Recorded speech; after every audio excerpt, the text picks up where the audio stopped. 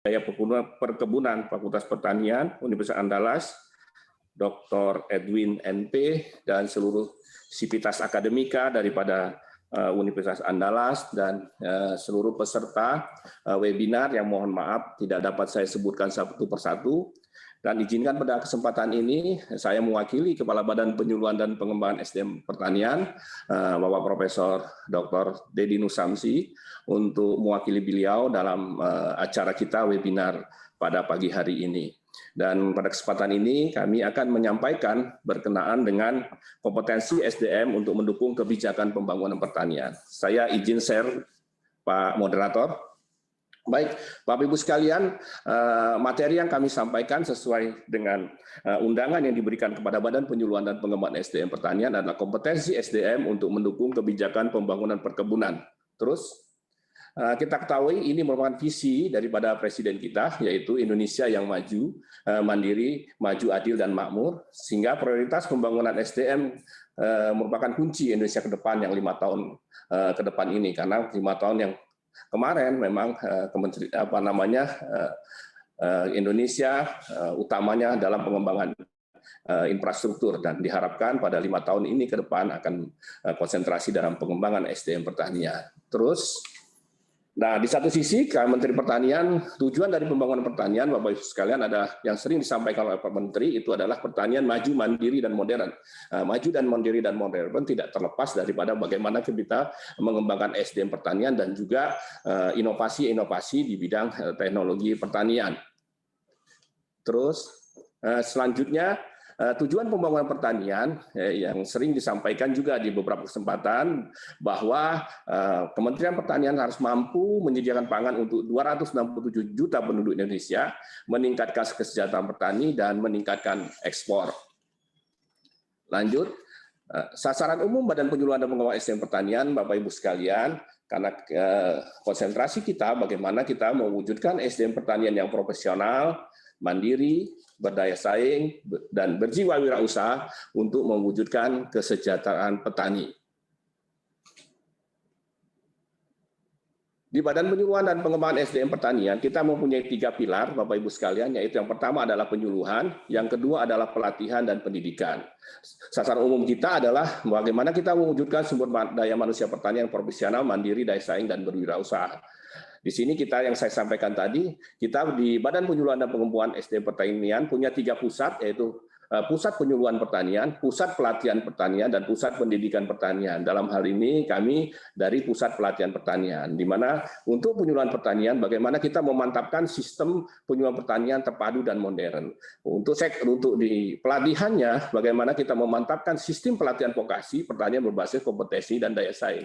Diharapkan dari kegiatan pelatihan kita harapkan akan mampu menghasilkan SDM pertanian yang dapat meningkatkan kompetensinya di bidang pertanian sehingga akan mampu meningkatkan sistem dan usaha budidaya pertanian termasuk juga di sektor perkebunan. Kemudian di pendidikan bagaimana kita memantapkan pendidikan vokasi pertanian yang kompetitif, karena kita punya 6 polbangtan ya di seluruh tanah air, dan konsentrasinya untuk perkebunan ada di, nanti saya sampaikan di beberapa polbangtan kita. Terus, nah, untuk program aksi kita, Bapak Ibu sekalian, yang pertama Gerakan Komando Strategis Pembangunan Pertanian, Kosratani yang sering disampaikan. Kosratani ini bagaimana kita mengoptimalkan, memaksimalkan fungsi daripada balai-balai penyuluh pertanian kita yang ada di kecamatan. Bagaimana di BPP itu menjadi pusat gerakan pembangunan pertanian, pusat data dan informasi, termasuk juga pusat pengawalan dan pendampingan kegiatan utama daripada Kementerian Pertanian. Kemudian program aksi yang kedua adalah penyuluhan pendidikan dan pelatihan vokasi mendukung penumbuhan pengusaha petani milenial. Jadi kita harapkan kita dapat menghasilkan petani muda untuk mau dan bekerja, berusaha di bidang pertanian. Kita berusaha untuk menciptakan duta-duta milenial di bidang pertanian. Kemudian yang berikutnya adalah penyuluhan pendidikan dan pelatihan vokasi mendukung program utama kementerian. Kita ketahui setiap eselon 1, setiap direktorat jenderal kita punya program utama, misalnya di Badan Karantina, bagaimana terus menggerakkan Gratiek, gerakan 3 kali ekspor dan juga di Propak Tani dan di kegiatan Ditjen Tanaman Pangan, juga ada di Ditjen Perkebunan, kegiatan-kegiatan utama dalam mendukung peningkatan produksi. Di pelatihan pertanian, Bapak Ibu sekalian, kita punya beberapa kegiatan. Yang pertama adalah kegiatan bagaimana kita meningkatkan kompetensi aparatur dan non-aparatur melalui pelatihan vokasi, fungsional manajemen kewirausahaan. Dan yang kedua adalah standarisasi dan sertifikasi profesi pertanian. Nah, di sini nanti akan saya sampaikan, kita sudah menghasilkan beberapa standar kompetensi kinerja nasional Indonesia di bidang perkebunan. Dan diharapkan ini akan menjadi dapat digunakan sebagai materi dalam proses pembelajaran dan pelatihan di bidang perkebunan itu sendiri nantinya. Kemudian program kita yang ketiga adalah bagaimana kita menumbuhkan dan mengembangkan pusat pelatihan pertanian pedesaan swadaya. Karena kita punya P4S. Di beberapa daerah kita punya ujung tombak untuk melaksanakan pelatihan pertanian, khususnya untuk mengembangkan kapasitas petani di beberapa desa ataupun di kecamatan. Dan ini biasanya mereka adalah petani-petani yang sudah maju, yang petani-petani yang sudah berhasil, tapi mereka juga dapat digunakan tempatnya untuk melaksanakan pelatihan pertanian. Kemudian kita punya juga pelatihan-pelatihan yang bersifat pemanfaatan IT, pelatihan berbasis online, ya, dan kita kombinasikan juga dengan klasikal yang kita sebut pelatihan blended learning.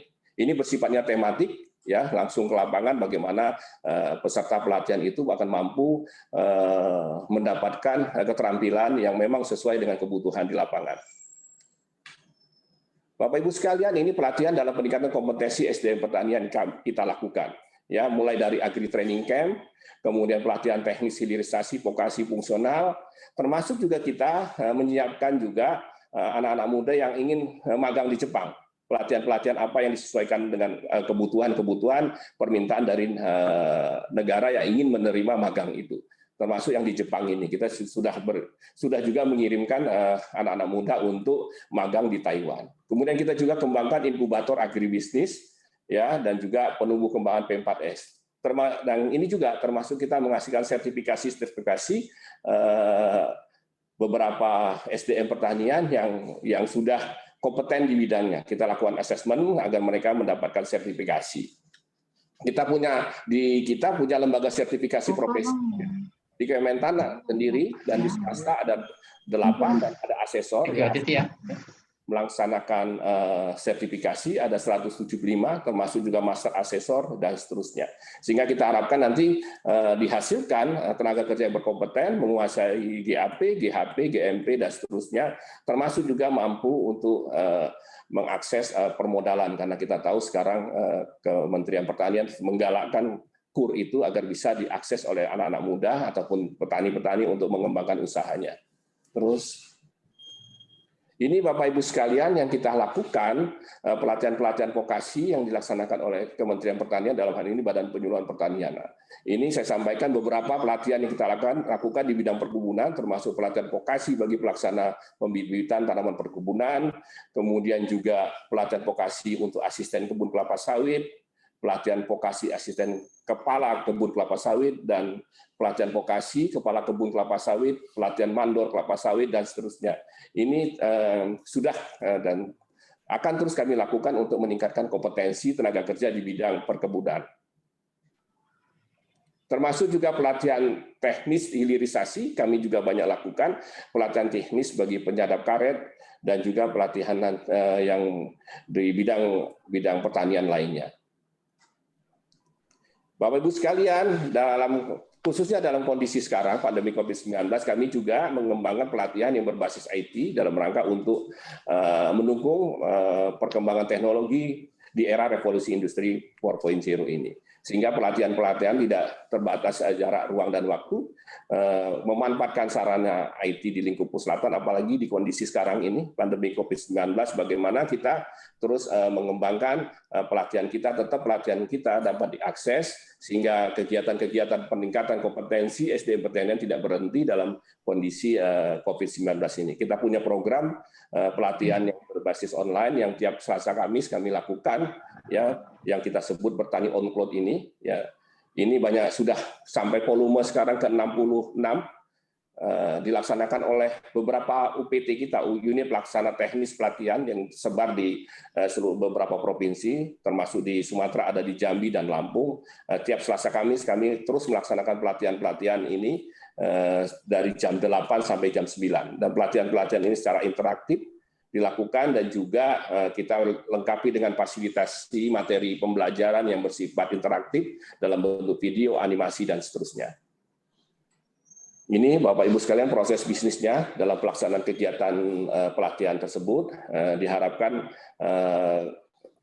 metode yang kita lakukan menggunakan aplikasi Learning Management System ini betul-betul bisa bermanfaat bagi peserta pelatihan sehingga materi, metode yang kita lakukan, kita sampaikan itu sesuai dengan kebutuhan daripada peserta.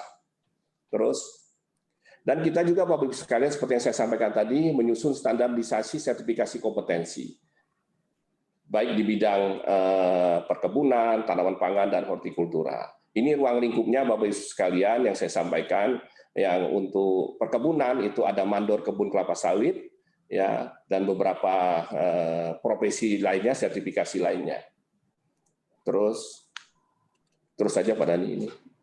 Nah, ini salah satu P4S yang mendapatkan penghargaan ya, mengembangkan sebagai pusat pelatihan pertanian dalam mengembangkan khususnya ini memang di budidaya telur dan daging. Ini program magang yang kita lakukan bekerjasama dengan beberapa prefecture yang ada di Jepang, Naik, JAIC, dan seterusnya.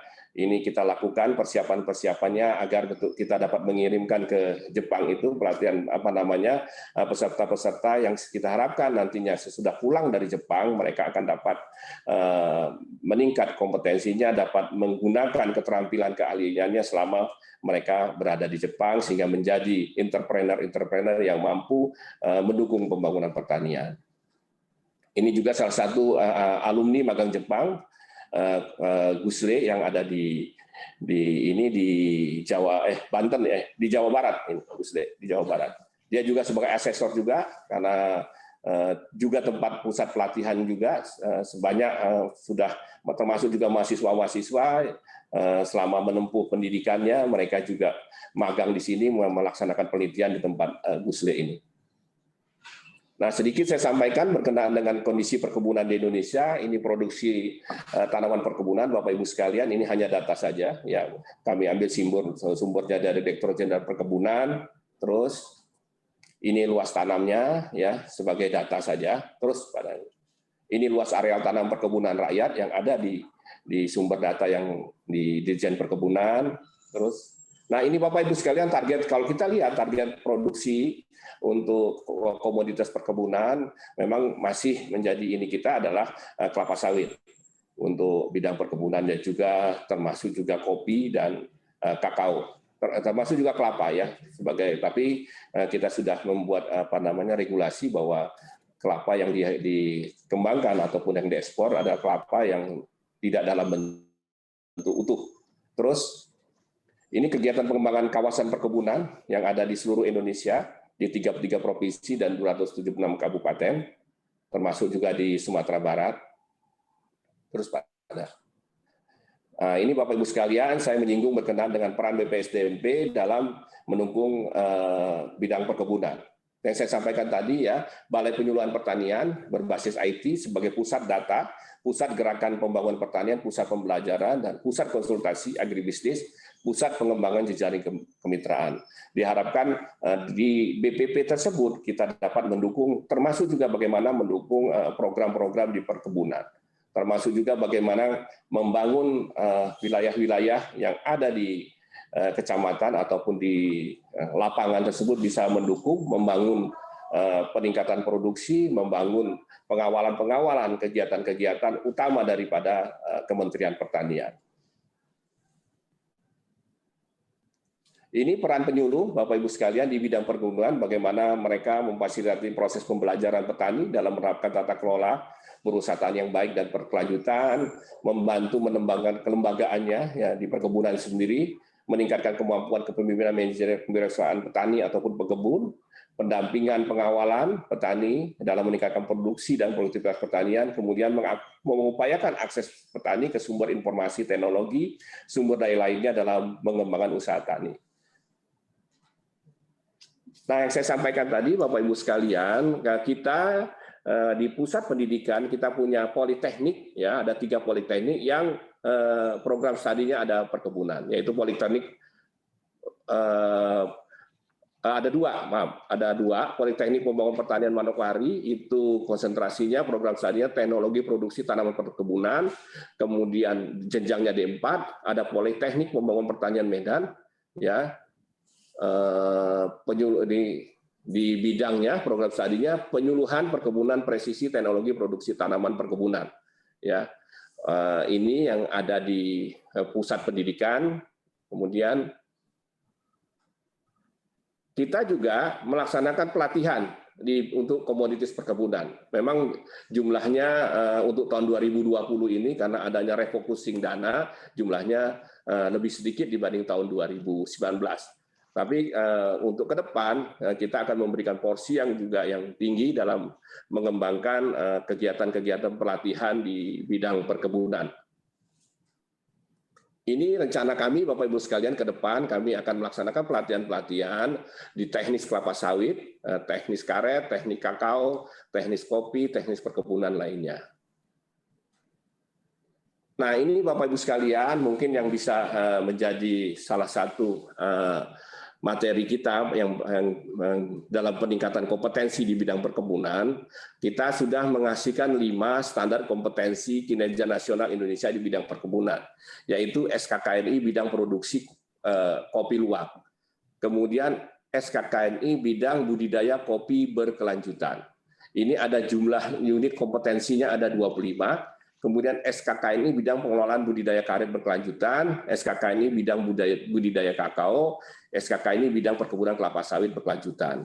Dan ini dalam penyusunan SKKNI ini kita sudah melibatkan swasta, melibatkan juga universitas dalam penyusunan standar kompetensi kinerja ini, dan kita harapkan SKKN ini bisa menjadi rujukan dalam teman-teman yang bergerak di bidang pelatihan dan pendidikan untuk menyusun materi pelatihannya ataupun materi pendidikannya disesuaikan dengan kebutuhan SKKNI yang ada di bidang perkebunan, sehingga kita harapkan mereka nantinya lulus dari pendidikan itu mempunyai beberapa keahlian, berupa profesi yang kita harapkan juga akan dapat membantu teman-teman setelah lulus dari pendidikannya. Terus, nah, kita sudah menghasilkan sertifikasi di bidang perkebunan itu ada 808 orang, ya. Dari 50, memang masih sedikit ini sertifikasi sektor perkebunan yang telah kami hasilkan, Bapak Ibu sekalian. Memang masih didominasi oleh hortikultura, karena memang profesi di bidang hortikultura ini karena mungkin value-nya lebih tinggi, sehingga banyak teman-teman petani itu yang bergerak di bidang tanaman hortikultura ini lebih banyak dihasilkan sertifikasinya, profesinya. Nah, kita harapkan ke depannya nanti untuk di bidang perkebunan akan lebih meningkat lagi. Ini sertifikasi tenaga kerja sektor pertanian di bidang perkebunan, ada yang saya sampaikan tadi, asisten kebun kelapa sawit, itu kita sudah hasilkan 247 ya kebun kelapa asisten, sehingga kita harapkan mereka akan betul-betul kompeten di bidang kebun kelapa sawit. Kemudian juga kepala kebun kelapa sawit, asisten kebun kelapa sawit. Memang di akhir-akhir ini kita tidak melaksanakan sertifikasi itu karena belum adanya tidak mewajibkannya teman-teman yang berusaha di bidang perkebunan untuk yang profesi ini mempunyai sertifikat. Kemudian mandor kebun kelapa sawit, mandor pemeliharaan kebun kelapa sawit, dan kami juga sudah kemarin sempat bertemu juga dengan teman-teman yang berusaha, khususnya yang bergerak di bidang kelapa sawit. Mereka selanjutnya akan betul-betul memprioritaskan SDM pertanian yang sudah kompeten dan khususnya mempunyai sertifikat di bidang kelapa sawit ini untuk dipekerjakan di perkebunan. Terus kami juga membangun kerjasama Bapak Ibu sekalian dengan Skupi ya dalam magang bagi Widaswara dan petani. Kemudian juga ini komoditi kopi dan juga kerjasama dengan PT Mas di bidang di komoditi coklat, pelatihan bagi petani kakao, pendampingan petani, pemasaran kakao. Kemudian juga kita kerjasama dengan Lembaga Ekolabel Indonesia dalam penyusunan SKKNI dan KKNI budidaya kelapa sawit. Terus, baik, mungkin itu Pak Moderator yang dapat saya sampaikan. Sekali lagi terima kasih atas perhatiannya. Semoga yang dapat kami sampaikan dapat bermanfaat, berguna bagi seluruh peserta virtual pada pagi hari ini. Lebih kurangnya mohon maaf. Wassalamualaikum warahmatullahi wabarakatuh. Ciko, tolong share screen. Baik. Assalamualaikum warahmatullahi wabarakatuh. Waalaikumsalam warahmatullahi wabarakatuh. Terima kasih Bapak Insinyur Bustanul. Banyak sekali saya rasa poin yang dapat kita ambil dari pemaparan materi yang sangat baik dari Bapak Insinyur Bustanul tadi ya. Jadi dari materinya saya rasa dapat tergambar bahwa memang Kementan saat ini sangat concern terhadap pembangunan SDM. Nah, kita di perguruan tinggi memang itu poin kita, pembangunan SDM. Tentu nanti ke depan saya rasa, apalagi tadi di pemaparan materi Pak Bustanul ada tentang kerjasama. Mungkin ke depan setelah selesai webinar ini kita dapat membangun kerjasama untuk membawa mahasiswa-mahasiswa kami dari jurusan budidaya perkebunan untuk juga dapat magang, untuk juga dapat mengambil ilmu di Kementan. Dan yang menarik tadi, ternyata di Kementan sekarang juga sudah ada LMS ya, Learning Management System. Jadi seharusnya yang LMS itu sangat berkembang di perguruan tinggi, sekarang ternyata telah banyak dimanfaatkan juga di Kementan. Tentu kita tidak boleh kalah dengan organisasi Kementan ini. Kemudian juga Pak Insinyur Bustanul menyampaikan mengenai bahwa Kementan sangat concern terhadap pembangunan SDM yang profesional, mandiri, berdaya saing, dan berwira swasta. Dan sangat mendukung kepada teman-teman mahasiswa untuk dapat menjadi petani milenial atau menjadi duta milenial di bidang pertanian. Dan juga yang tidak kalah menarik, tadi disampaikan juga mengenai sertifikasi keahlian. Jadi, namun yang menjadi perhatian tadi adalah kita lihat secara bersama, itu sertifikasi yang dari bidang perkebunan kan masih yang paling rendah. Jadi ini artinya bahwa terbuka peluang yang sangat besar bagi teman-teman mahasiswa di jurusan perkebunan untuk dapat mengambil peluang tersebut, untuk dapat nanti berkarya lebih banyak, dapat digunakan oleh stakeholder di bidang perkebunan. Baik, mungkin akan kita lanjutkan kepada narasumber yang kedua.